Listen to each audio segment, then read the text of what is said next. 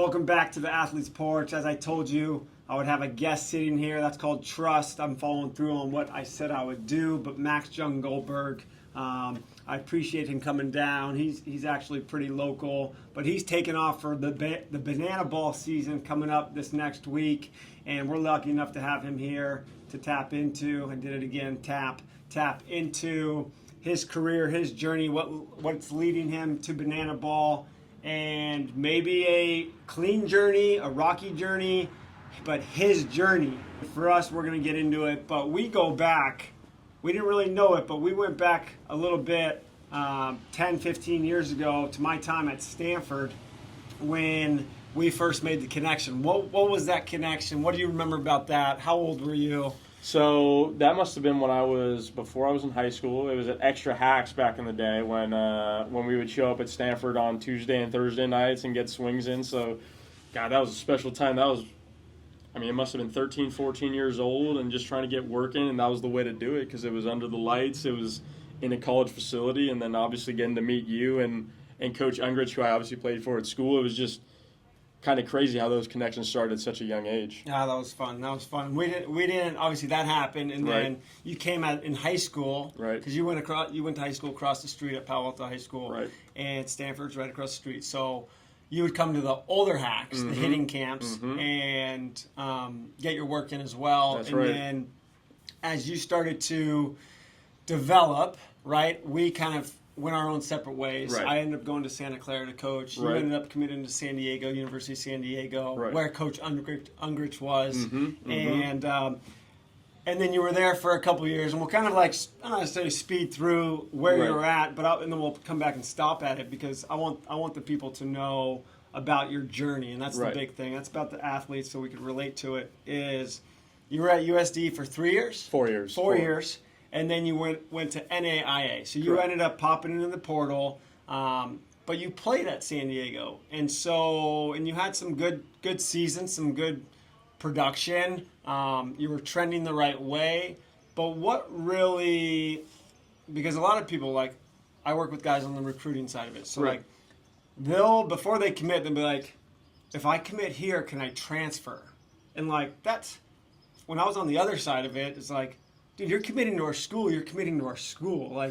Don't be thinking about who you're dating while you're dating somebody else. Right. It's Right. so backwards right now. Right. But it's an option, so it should be a thought Right. that goes through people's mind, especially if they maybe are shooting for something that maybe they can't, or it's a bigger stretch. Right. Not Right. to say USD was a bigger stretch for you, but in general for people. So what was that feeling of okay, I've gone 4 years at USD. Right. I'm going to kind of take a leap or make a change. What's the thought there? Well, so for me, I think after the year, my senior year was over, going into the coaching office and kind of figuring out what the plan was and if I was going to be a contributor the next year, because obviously having the COVID year was huge. It was just one of those things where I think it was the right time to go our separate ways. And I loved my 4 years there, and I never thought I was going to leave, but it was just one of those where for my own career, it was the right move to move on and to kind of leave that and make that be the past. And especially how the season ended where you win a championship, you do with the freshman class that you've been a part of. It was just the right time to get an opportunity that might put me in a spot to get to where I wanted to go easier. Okay. And that was what? To keep playing baseball? That was to keep playing college, to play college baseball, to contribute, and to be in a position where I thought I was going to be able to go, okay, with this type of year, I could confidently go into professional baseball and then kind of pursue that dream, which I had seen since I was young. Mm-hmm, for sure. And talk about the balance of, because you had put out the other day on social media, it's I committed as a sophomore in high school Right. to my dream school. Right. And that can't happen anymore because, the new rule changes, could be a junior. But talk about in the topic of finding a school that's a fit, Right. finding a school that maybe is your dream school, but, you ended up having experience at your school for 4 years. And Right. then kind of a gut ego check to where it's I'm going to leave, right? Because everybody wants to date the supermodel, right? But not everybody 100%. can, Right. And so, what's the thought on that? Yeah, so I think the biggest thing for me was when I was in high school trying to get recruited to USC. I loved the school because for me it was by the beach, and all the minor things, whether it was like the class size. The class size was going to be similar to what I experienced at Palo Alto High School. And I love the one-on-one interaction. So the education part of it was probably just as big as the baseball. I didn't go to USD because we were some big football school and we were going to be on ESPN because of that personality that comes along with being like at a Clemson. Like you're going to be on national TV because you're in the ACC. There's that ACC network. Like there's a lot of eyes on you. So USD for me was just, that felt like the right fit where both the academics and the athletics, because I had known Coach Hill, who was the head coach there for 20 some odd years, and obviously this was why now. I knew him since I had been like 10 years old. Like my dad had gone to USD, so that was kind of the underlinings of why I loved the school. Okay. When he had brought me there, it was like, okay, from a campus standpoint, living here in San Diego, that's kind of the dream. But obviously all the education stuff of it being like small classes, like I know at the UCs, like you're in a class with 200 people. At USD, the most people I was ever in a class with was 35. Yeah. So again, that was. So it was fit. It was for sure fit. You're not mentioning anything about baseball. Right. You're talking about the fit of the school, the right. location. Right. Obviously a prior connection. Right. Because your dad's familiar with it. You probably have gone to alumni weekends, 100%. things like that. It's what you knew. It's what I knew. Right? If 100%. your parent went to Timbuktu school out wherever in the South, you would probably have that connection. Right. 100%. Yeah, absolutely. So your journey is moving along. Okay, you go to NAIA, Hope International, right. And then you tack on, you keep that dream alive with some right. independent baseball. Right. Stops 2 years in Boise. Is that accurate? Correct. And then we were just catching up on this before we started. Is like then you end up getting traded at the end of the season. Correct. And then you go to Dubai to play Correct. a little bit. And all while this is happening, banana ball has kind of been juggling around right. in people's minds. Specifically, but it's like you had an unread DM in your Instagram from 2.5 years ago. Yep. From a recruiter of Banana Ball that you stupidly didn't open. That's right. But you open all the other BS that you get. That's right. And then all of a sudden, it reconnects and resurfaces, and that becomes an option. Correct. And here we are. You're about to leave for Banana Ball. Would you change your journey? Not one bit. Not one bit. I think for me, the thing that's so awesome about it is that, and I feel like we've talked about this before, where it's not necessarily about the end of it. Like, I never thought this was going to be kind of where I was at right now. But there's nothing I would change. It taught me the lessons I needed to be prepared for in life when it comes to being responsible and trying to be as reliable as I can be to my teammates, to coaches, and being that guy that people can count on, especially like on-field performance, being in the classroom, all that stuff I learned at USD.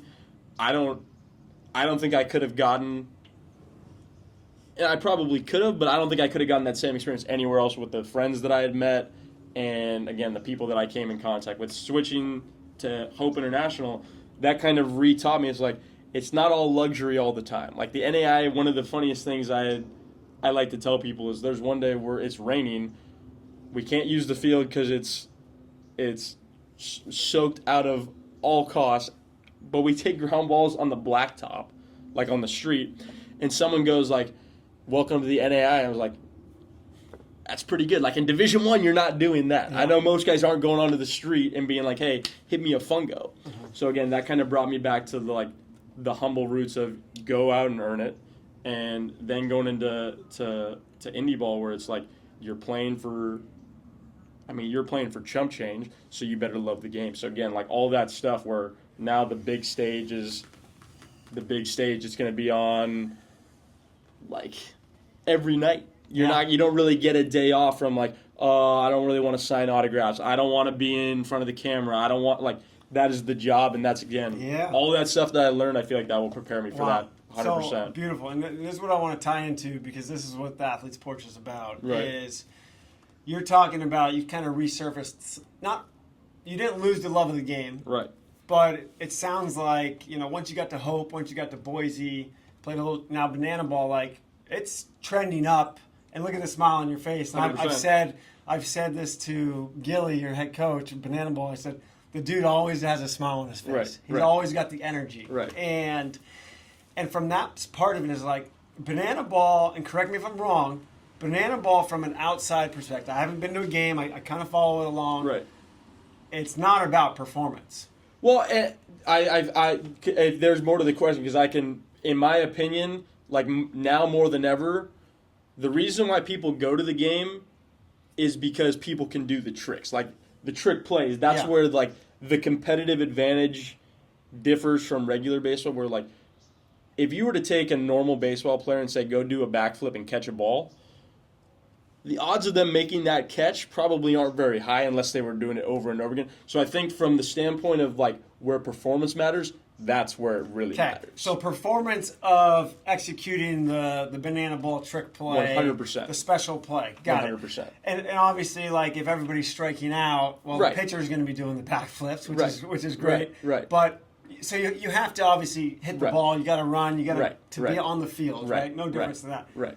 But I guess what I was kind of stemming to is that if you're going to be having fun in the dugout, because you're going to be laughing at the dude who's you're going to be doing the Dougie walking up to the plate. 100%. You're going to hit the double. You're going to be doing your thing. 100%. And it's like, that's fun. Right. And a lot of what we talk about here is the joy. Right. And being able to smile. And you mentioned me off camera about failing. Mm-hmm. And maybe learning, I like to say learn how to fail. Like, talk about that, like that experience going and playing in front of, essentially millions of people throughout the summer, hundreds of thousands, more people than you've ever played against and I've ever seen. 100%. But, like, it's about the personality. And I think that is so great because as a USD player, as a Santa Clara player, as a coach, Right. we're labeled from other wins and losses, stats. Mm-hmm. I looked at your stats before you came here. Like, you're judged based off your stats. Right. A guy is a Hall of Famer based off his stats. Right. But within the locker room and the walls, they know about the personality. 100%. And so talk about the personality, talk about the labels, talk about the expectations of experience and having joy. Right. So for me, and I think for most people that go through college baseball, and like that's where I found the most failure, by far. It's not even close. And I think for me, from the standpoint of being ready and understanding like that it's okay to fail, I was not ready for that. I thought that I had to succeed every time I stepped into the box, going 9 for 10, hitting 9 home runs, and if I don't do that, then I'm not contributing to the team, not helping them, therefore the coaches look at me this way. And so what I think I developed over the past year, where I really felt I took a step in the right direction of working on confidence and leaning into that and tapping into that during my performance, which is why, without a doubt, this past year was a career year. It's not even close. And I would say that without being able to tap into like, I love the game because I know it's hard, I think the game's impossible. For me, there's no way I could have had the same success that I had this past year, which obviously set me up to be in a new walk of life and being like, okay, I'm playing in front of a lot of people now, without knowing like, okay, if I go 0 for 3, I love the game because it's hard. I'm supposed to go 0 for 3 sometimes.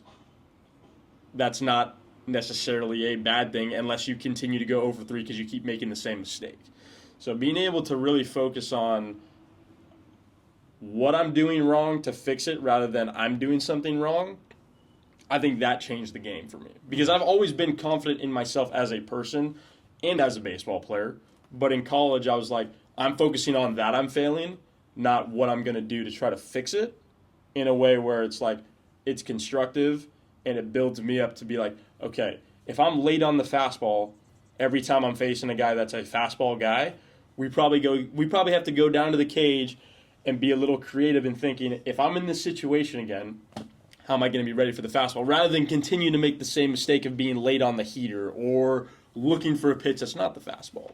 And so, again, I would say that without being able to tap into that, the game's so hard, then you start losing love for it, and then you start looking at it like a job, and then showing up to the yard is just, it's a nightmare. Not fun. Yeah, and I coached against you, right? Mhm, I don't think we said that yet for a couple of years. And so there's where's the balance? Like I can't explain it, and I want this to be a question. Is like, where's the balance of competing for a spot? And think back to college here, because there's a lot of pressure, right? There's a lot of pressure, Right. But like looking back on it now, from my perspective, it's like, and what I try to teach the athletes I work with is like, it's your journey, right? That's why I have the hitter's journey. Right. The hitter's journey, to where it's like, it has those questions in there to where it's like, what did I do? Right. What do I need to do tomorrow to improve? Right. Like, what happened today that I could learn from? Failures, feedback. Right. Kobe Bryant. I hated losing, but it gave me something to work on so that I could be better for the next time. Like, that's what you're saying. So, like, where's the balance in freaking competing your butt off daily and just being in the grind, nose down, wanting to win a spot, but also the balance of saying, this is my process. I need to trust it. Right. Whether I start tomorrow or not, because you told me, it's like, I feel like I have to go 9 for 10. Right. Or if you went 0 for 3, you're getting yanked because somebody else was going in. Like, you feel the pressure of, if I don't get a hit here, Right. which is a trap, right? That's why it's about quality at bats here. Right. Then I can't play. Right. Give me some thoughts. Well, so for me, again, I think you hit the nail on the head. Like, there's too many college athletes. There's too many professional athletes. Like, I just seen enough from my 2 years of pro ball where it's like, guys are doing the same thing over and over and over again. And I'm in the same boat that I was, like, physically, that I was 4 years ago. Like, my talent didn't change. It was just the fact that, like, for me, I had to kind of get into that mode. And I don't know if you've ever read the book, is like, it goes along the lines of, like, it's an art of not caring. And I don't want to say the name. Art of not giving an F. Right. Yeah. So that, for me, was the key. And I don't know how to phrase it better than saying the art of not giving an F, but it's like, you have to really believe in yourself. Again, if you can identify why you play the game, that, for me, made it way easier to say, okay, if I go 0 for 4 in a scrimmage back in the day, it would be like, okay, like, if I don't go 4 for 4, I'm not hitting 500. If I'm not hitting 500, I'm not going to be in the line. That was, again, that was for me so I really cared. It's like the whole idea of when you take the pressure off, when you're playing for something greater than you, things change really quickly in a positive way, because you're staying motivated more, because you're thinking about people and what their dreams are too. Like, for us to win, if I go 4 for 5 with 3 bombs and a double, and those are the only runs we score, and the other team scores more runs, it's like, okay, we're 0-1. So that kind of, for me, shifted when I got to pro ball. The idea of, it's like, I can go 0 for 10. Like, if you don't go 0 for 10 enough, you probably haven't played the game long enough. Like, I heard that from Steve Springer back in the day. I was like, wow, that kind of makes sense. Like, you're supposed to fail, and if I don't play 150 games, like, going 0 for 10 happens a lot. Yeah. And you're right. Like, it has to be an art. You have to know when it's time to flip the switch of, like, you're not at the field anymore. Like, I almost thought about it, and I broke it down when I was in pro ball. My 7 hours at the field is my 7 hours at the field. Once I leave, I'm going to do everything in my power to be a good son to my family. I'm going to try to be the best teammate that I can be to guys that want to hang out and talk and figure out, like, okay, like, it's not about me anymore. Yeah. And so I think that helped me understand, like, okay, I'm building in blocks of the day where I can go be a baseball player, but there's going to be points during that, even within the day, where it's like, okay, when I'm taking BP, that's my lock-in time. When I'm done taking BP, I'm not taking BP anymore. So I'm going to go listen to music, I'm going to dance, I'm going to laugh, I'm going to joke around with my teammates so that I can be in that state of, like true flow state. Yeah. So I think this was the other day I had heard, the book Atomic Habits. He was on a podcast, the Knowledge Podcast, and he was breaking down identity. of habit. This is habits. He doesn't talk about sport. But what I've been talking about here on the porch is identity. Like you said, when I leave the field, I become a son.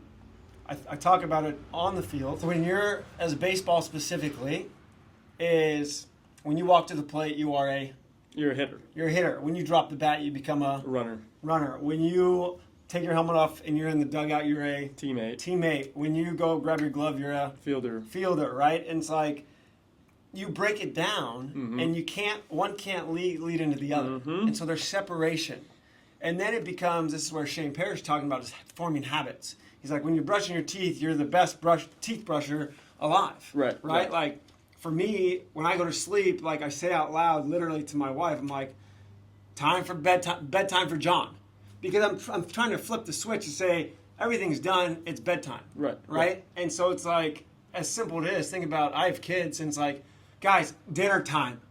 Okay, guys, bedtime. Guys, playtime. Guys, quiet time. And so it's like we're separating things, but then it becomes off the field. Right. And it's like, okay, backpack's on. You're a student.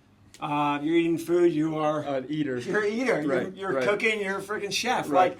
Dude, let's separate it. If you think about big picture, and this is where the human being comes into play, is like, for us, we are a human being. We that's what we are. Right. You are a great personality. You have a smile. It's contagious. You also happen to be a good baseball player. You like to lift weights. You like to eat. You like to learn. You like to read. There's a lot of pieces within your human being pie. Right. And so that is where the identity really comes into play. And it's like, if I personally, when I could have realized that, because when I went over 3, over 4, guess what I was doing? Probably like you, back in the cage. Frick, I gotta go 4 for 4 tomorrow. 100%. And guess what? I'm done playing. Right. And so you've already admitted, like, hey, I have to get to. It's not until last year where I really started to learn from that 100%. failure, from that side. So like, I don't know, thoughts on that, comments there? Well, no, that's really good, because one of my favorite sayings from this past year in Boise, where it leads so much into that of identities during the day.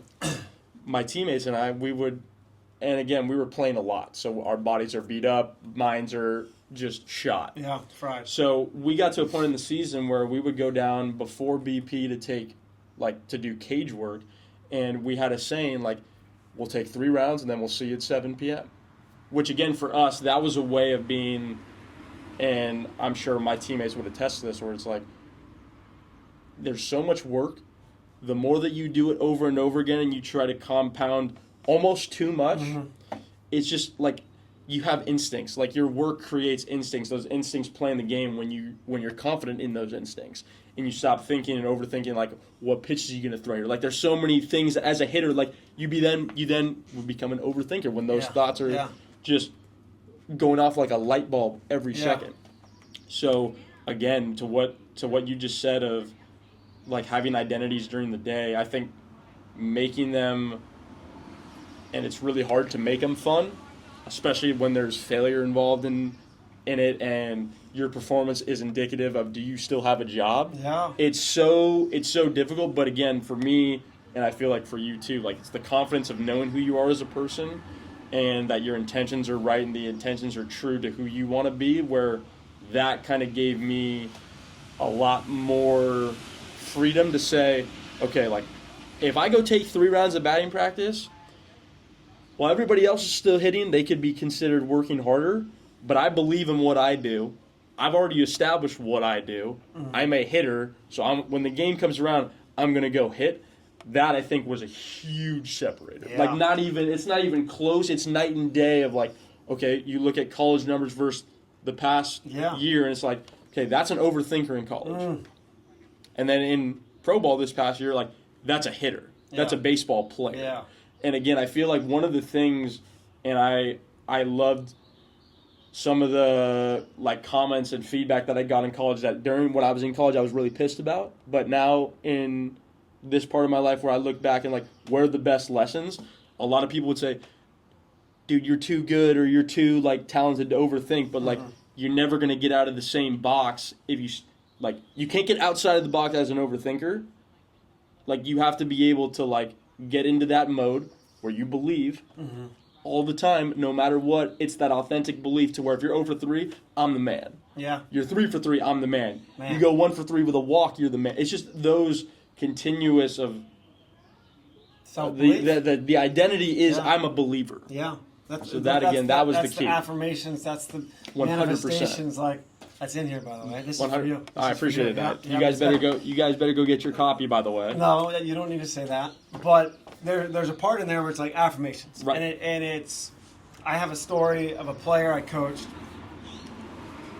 barely on the fringe. Now that I look back on it, like to be a Division I player, right? Like, not as fast, but he was freaking gritty. Yeah. And he believed. Right. And he would walk around like he was the best hitter on the freaking team. Right. And after his freshman year, it was a sophomore year. And actually, this was when I first kind of got, when we started coaching him as sophomore year. So he already had his freshman year where he got minimal at-bats. He would walk around, and I would ask him sometimes, and I commonly asked players, I was like, who's the best player on the team? Because I'd want them to say, who's the best hitter?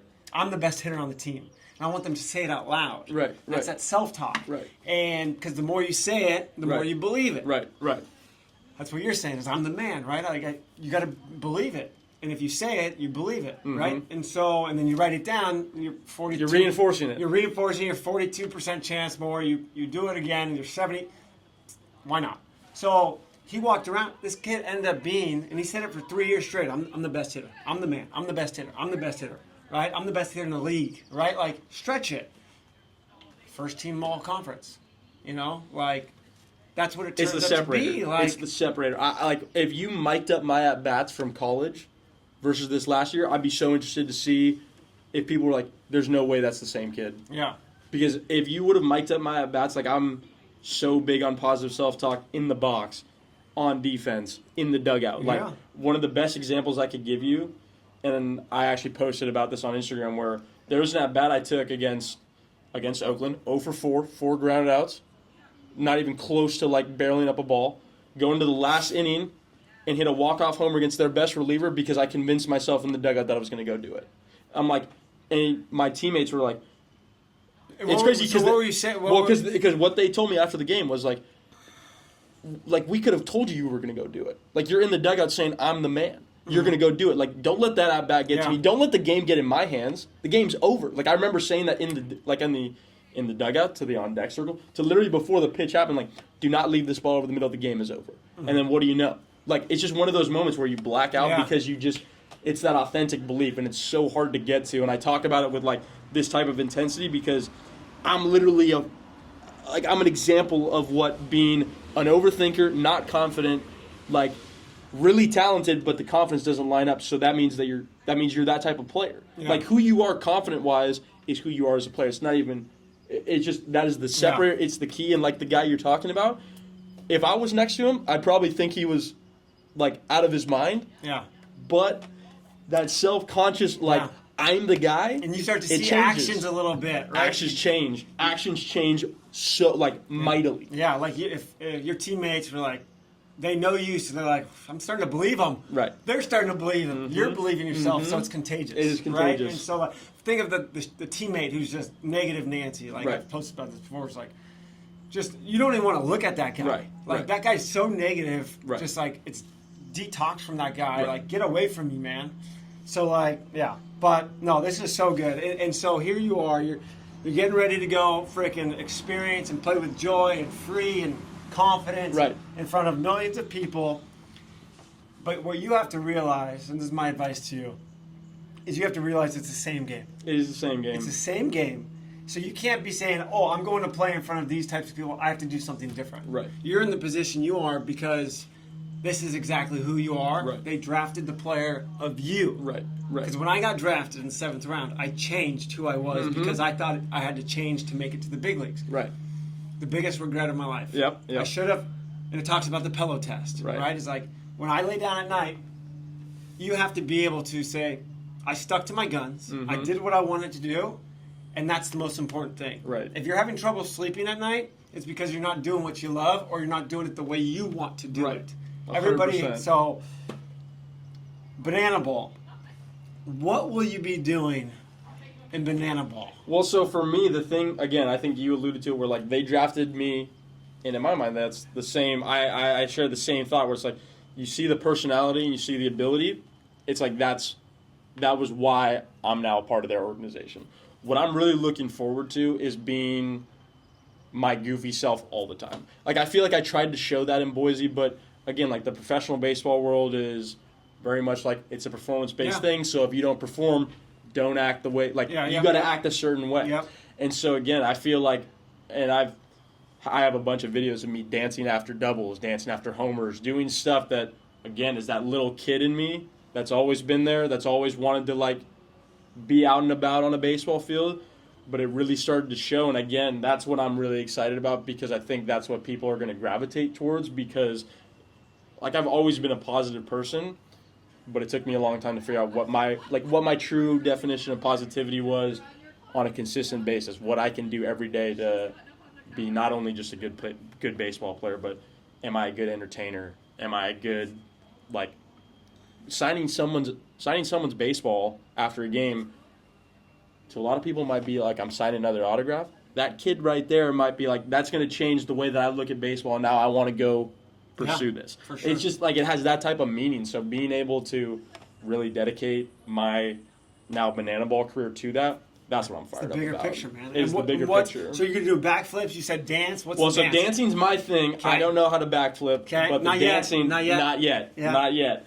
The dancing part, tune in because you're going to see a whole lot of that. Oh, give us a little something. I mean, here. you have to be a little free and flowy. You got to feel the rhythm. It's like hitting. You got to feel like in the box, you have that flow. So when you're dancing, it's the same thing. So again, like the hitting in baseball is kind of why, again, like the dancing is such a big part of me, because I felt like as a kid, that's what I wanted to do in the batter's box.